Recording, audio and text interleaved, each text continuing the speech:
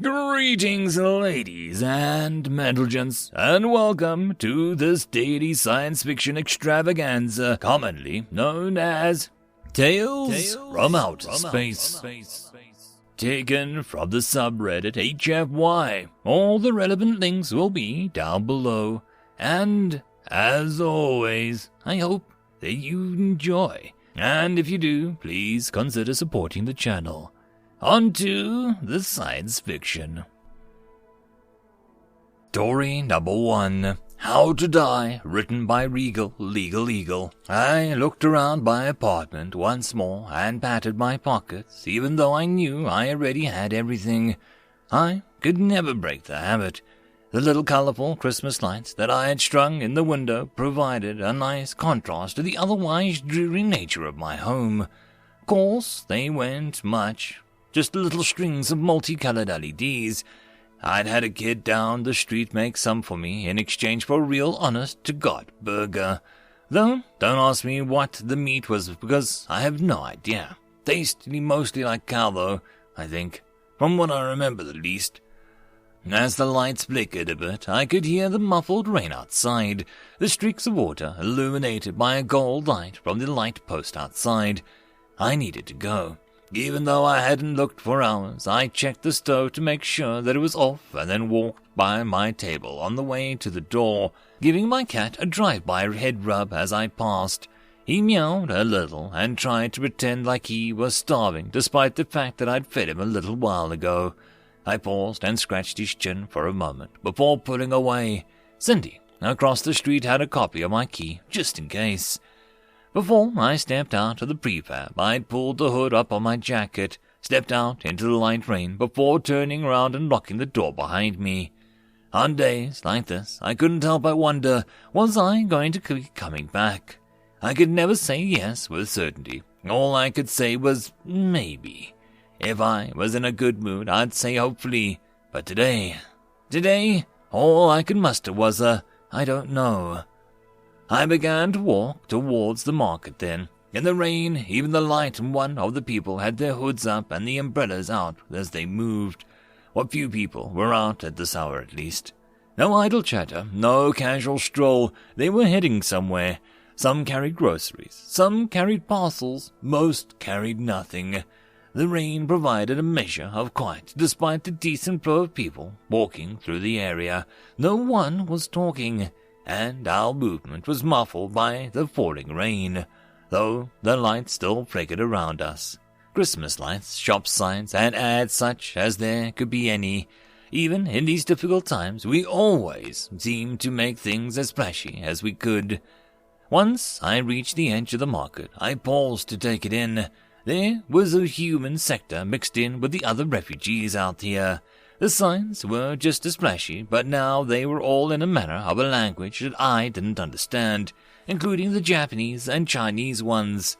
Some lucky human had set up restaurants and little shops around here to get what money they could from the more fortunate species in the Alliance, who deigned to venture this far out of the center and shop with us less fortunate souls.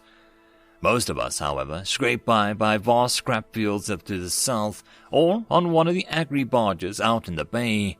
Tough work either way. Sometimes I figured I had it easy with my job. Or easier, maybe. I couldn't see myself waking up at 5 every morning and working my rear off all day just to make enough to survive and little else. Maybe I was lazy. Maybe I just didn't have the work ethic. Either way, I headed a little deeper into the market and stopped before a tea house of sorts. To contrast the soft gold lights outside and the dark cloud-filled skies, and the fluorescent side was bright, almost painfully so to me. The chairs and tables of a dozen bright colors of different styles. People made do with what they could scrounge up after all. At this time of night, there weren't many people inside, which made things easier for me. I knew she'd be in here. One of the few species that had to be bad, if not worse than us. The Scifi, our creation, one of our final gifts to the galaxy, and one of the final weapons in a futile war. I studied her like I had for a dozen nights now, rounded ears atop her head, short snout, greyish-blue fur with darker spots here and there. feline-shaped eyes and yellow iris, long tail wrapped around the base of the chair and around her legs. Humanoid shape. Other than that, they might have evolved differently on their own over time, but since we had a hand in shaping them, of course, we made them into our own image. I wasn't normally a good idea to stare at a person of her profession like this out in the open. I'd have been careful about it in the past, but tonight it didn't matter. I stood there before the open shop floor in the light rain and watched her. Her movements were careful and precise as she sipped on her tea. Her suit was immaculate, nicer than any I'd had, certainly. It wasn't black like I used to think, some sort of deep blue offset by a grey shirt underneath and a bright red tie.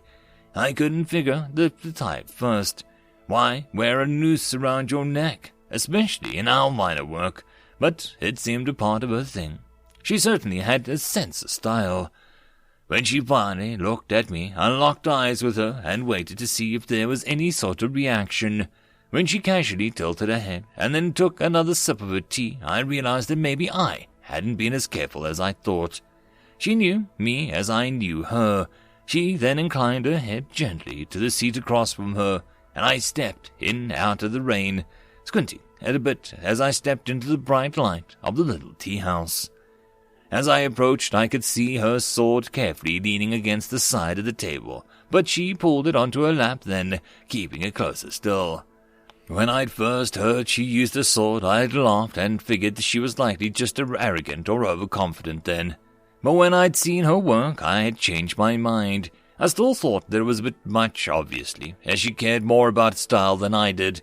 I pulled the chair across from her out and sat down, reaching up to tug my hood back and run my hand through my hair for a moment.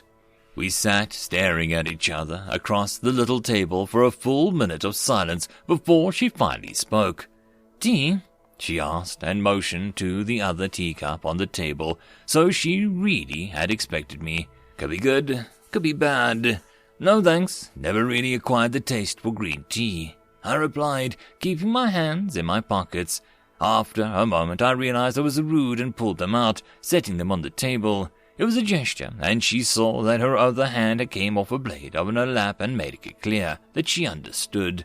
Neither one of us wanted to bust up a tea house. Neither of us had any reason to want to ruin someone's business. "Got tired of being a voyeur?" she asked. Then I snorted softly as I looked her in the eyes. They weren't yellow like I'd thought. The irises were gold. They seemed to shimmer a little as she stared at me. I could see why someone might get lost in them. I knew I should focus, but I felt confident she wouldn't strike me just yet. I let myself enjoy the moment a little longer before finally nodding. "Deadline," I replied, and she nodded in a knowing fashion. "So then why, exactly, have you waited so long?" she asked, and I thought it over again. I'd sort of figured out what I would say earlier, but I still took time to consider my words. "I'm unsure I want the contract," I finally explained. She narrowed her eyes for a moment, looking slightly confused as she tilted her head. "Is it wise for someone in our line of work to be picky, or at least take a contract without knowing if they intend to fulfill it? It seems, unprofessional." I smirked and chuckled at her words, which made her frown. "I guess your agent is better than mine. I don't know what until they give me a contract. I don't get a chance to see my target at times until I'm upon them. The only reason I know what you look like is that they wanted me to be sure it was you. Gave me a picture and everything. Rare for me," I confessed. She nodded slowly then. "That would explain your, tactics." She pulled the word with such disdain that I couldn't help but laugh once more, which caused her to glare at me. "You think it's amusing how you survive any contract seems a wonder to me, though the regularity with which you are supposed to do so startles me.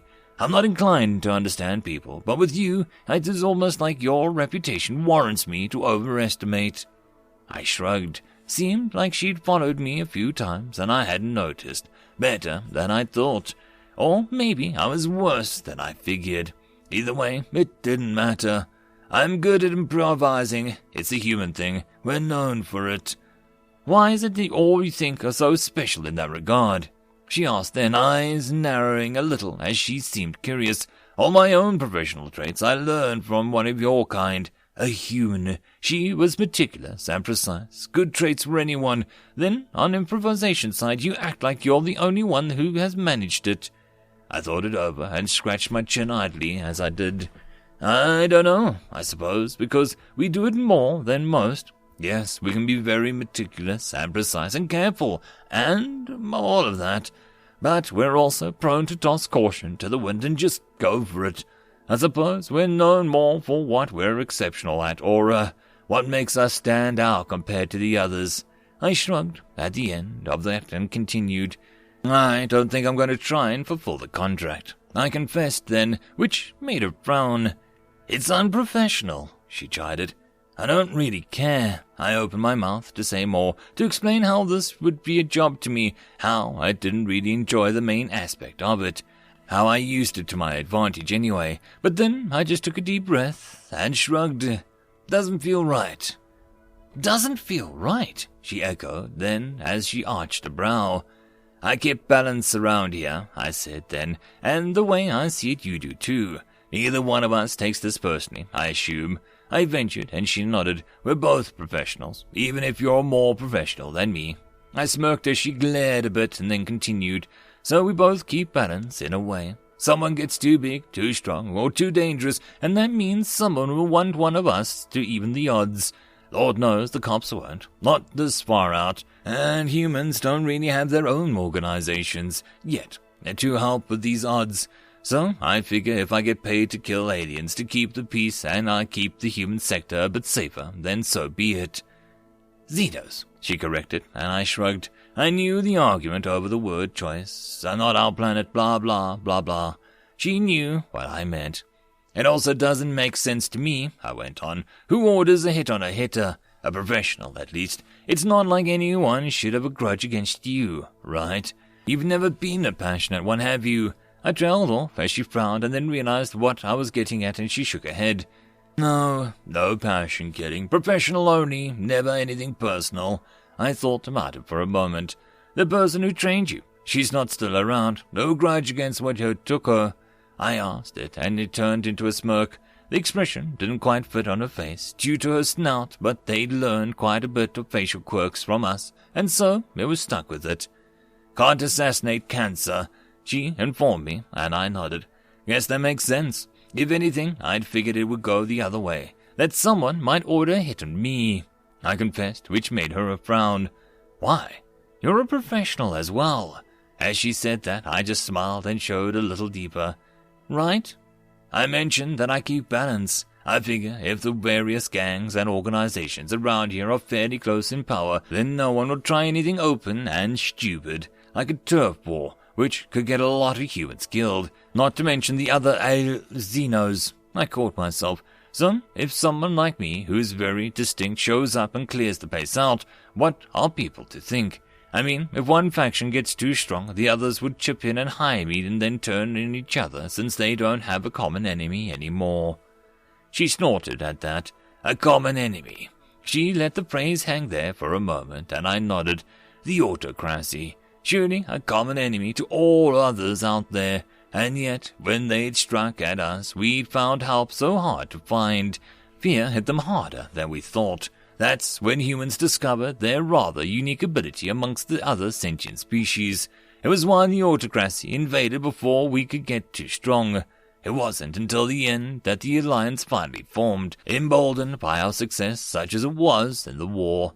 We made them think that they could win, but by the time it was too late for us, Earth, our colonies, all of it was gone. Before we lost it all, though, we knew we needed help. A species of nearly pre-sentient aliens, Xenos, on a fairly Earth-like world, the Sci-Fi. In times of peace, I doubt we'd have meddled with it, but in a time of war, we needed allies, we needed soldiers, we needed fighters, and they could fight. Like us, the cunning of a cat, the loyalty of a dog, and the ferocity of a wolf, and the fighting spirit of a man. I said as she snorted at the old description of a people. It's bullcrap, you know. Some of us are dumb, and some of us aren't loyal, and some are quite shy and timid. We do have your fighting spirit, though, she conceded. I couldn't help myself, and then I asked, Do you hate us? Who? He asked and glanced around the tea house for a moment, as if to check if there had any associates sneaking up on her. No, I mean us humans, I clarified, and she looked back at me. All of you. I've only met a small number of you on a personal level, she informed me, and I shook my head. I don't mean like personally. You know what I mean. Oh, but I do mean personally. In our line of work, you can't afford to hate any more. At least, I think so. It makes you sloppy, less focused, less controlled if you let emotions into it. Besides that, are you a genetic engineer? She asked, and I shook my head even though she knew the answer. A general, a leader, someone who made the choice to uplift my people. You know I'm not, I frowned, and she just shook her head. Then why would I hate you? As she asked, I slowly shrugged. I don't know, I thought maybe you'd hate us for bringing you into the war when we were losing, to take you away from your homeworld, which is now occupied, to turn you into soldiers and killers without your choice. Her laugh made me blink. No reaction I had expected. Is that what you think? She asked. If you hadn't uplifted us, and I'd been born there, I'd be lucky if I figured out how to fasten a sharp rock to a stick, and fire would be a great mystery to me. You think we hold a grudge against you for losing us our home, for missing out on hundreds of thousands of years of hardship and dying at 30 for a few years of war, and now a piece of salt out of the distant worlds. A life of a refugee now is better than, whatever I possibly could have had living back in the dirt and squalor of the pre-civilized life. But, what about all that you've lost? I asked then. How many of you died in the war? There are more of us now than there have ever been on our homeworld, she said and shook her head. You think some of us spread out the species across the planet?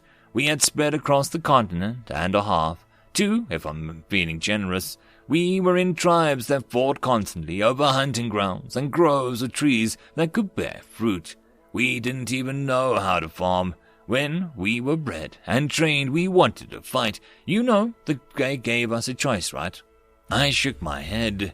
I didn't know that. We were explained the situation and given a choice to fight or not. We chose to fight. We're like you. We know how to fight. We knew what to fight for. Most importantly, we know how to die.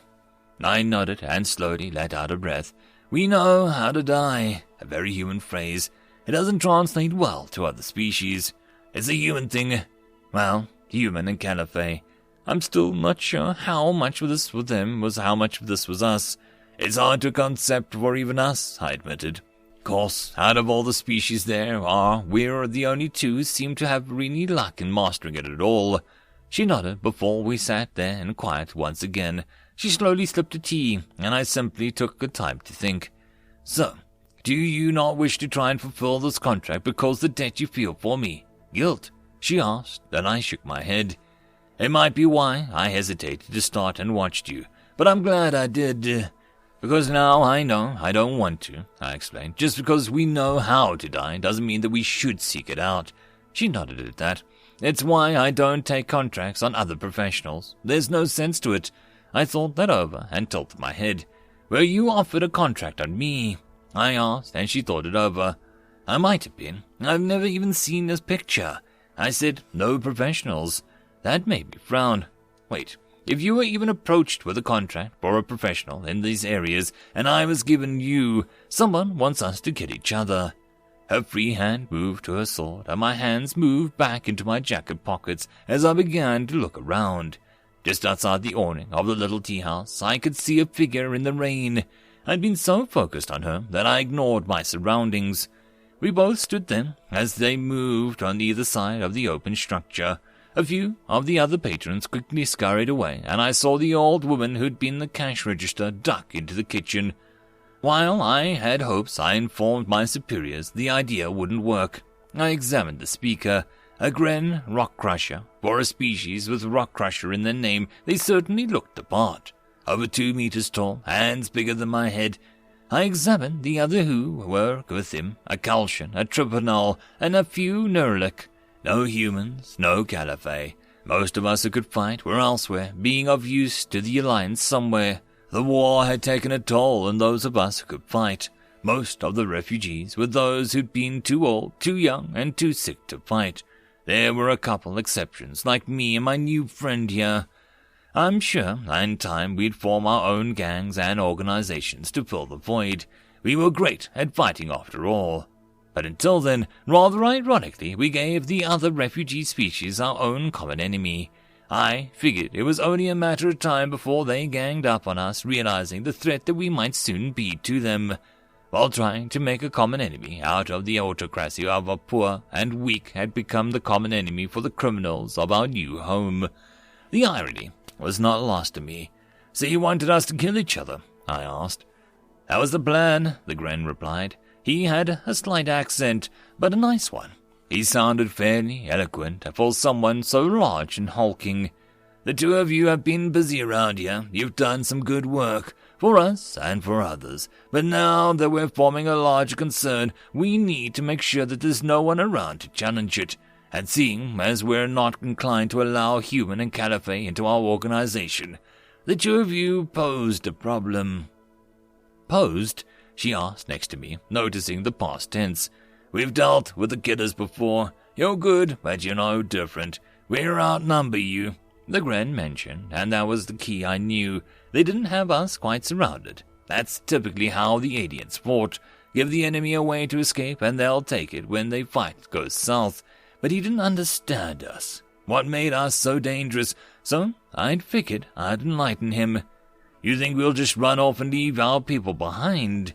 To leave them to get bullied by the likes of you? I asked the Gren.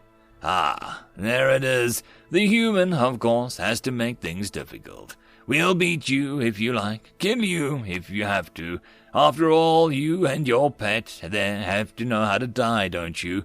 The other aliens chuckled as they said, I heard it before. They mocked us for it. What sort of phrase is that? Who needs to know how to die? So I said what they were thinking. It's an odd phrase, isn't it? You know how to die. Who needs to know? It isn't complicated. Disease, accidents, combat, there are a great many ways to die. We're just as fragile as anyone else. More fragile than some, I smirked. But all of you have the weakness in you. Fight or flight, we call it. Those ancient primal instincts have their claws sunk deep into you. If you fight, it's because you think you can win. And when it's a loss, you run. So long as you have other options. Just like any animal that you're most dangerous when you're cornered, of course. I let the Gren smirk and talk back. But we aren't cornered now. Is that it? You think that matters? There's a dozen of us and two of you. We'll win, one way or another. Dead or driven off, it means the same to me, he replied before I continued. I think you haven't fought us before when something really mattered to one of us. That's what sets us apart. We bring the corner with us. In our own minds, we can look at the certainty of defeat and simply say that it's too freaking bad. We're not gonna run. We're gonna make your victory as painful as possible. I began to look around the crowd, then my hands putting free from my pockets, the guns of dead men in my hands. So I say to all of you here now, if you fight us now, you know that you didn't fight people who will run. I could see some of them start to look nervous as my friend slowly drew her blade. They readied their weapons as well, but I wasn't done. Though I did let it sink in a bit. Just us in this bright tea house, surrounded by a soft winter rain. It was peaceful, despite the impending violence. I finally finished what I was saying. You don't fight people who will do anything to survive. You fight people who can rise above their instincts, who can turn off that voice in their head telling us to flee. You fight people who can stare death in the face and say, I turned to the Green Gren specifically then, and looked him in the eyes, and he towered over me. I know how to die. End of story. And that, my friends, concludes this dose of science fiction fun. I hope that you enjoyed. And if you did, please don't forget to support the author from the link down below. But if you want to support this channel, there are links as well down below for you to help with. But the easiest way would be to share this video. And if you are so inclined, subscribe as well. I will see you all in the next episode, and I hope that you all have a Fantastic time until then. Cheers.